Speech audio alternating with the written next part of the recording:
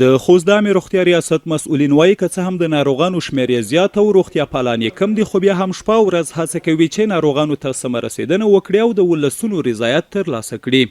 150 بسترې ظرفیت یې درلود، لیکن د زیات لوډ په وجه باندې تقریبا اوس 600 کسانو ته رسېږي.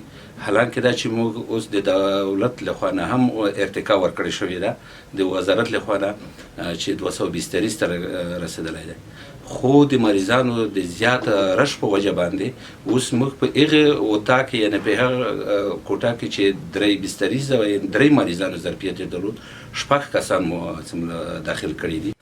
پرسونل یې ډېر زیات تر پریشر لاندې ډېر مصروف دي. یقینا چې د تقدیر وړ دي چې باید تقدیر شي پرسونل یې.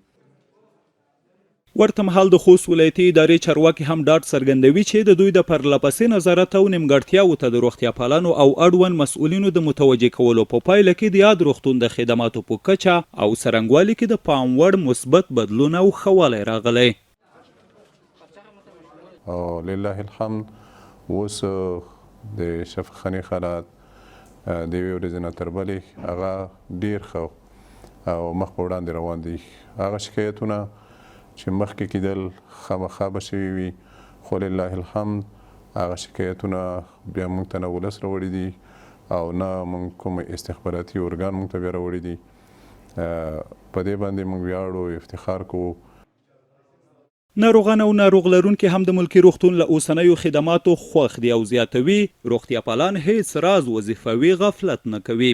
یوازینی مشکل چې دی د خوست په شخصي ډاکټرانو کې مشکل شته چې دوی ته کله یو مریض ویر شي، دوی تر هغې پورې دوی دا مریض سوتي او ته لاس نسخې ویر کړي چې کله مریض د مرګ حالت ته وروړي دلته ملکي روغتون ته وروړي چې بالاخره دلته ملکي روغتون سره دی ایکسپایر شي.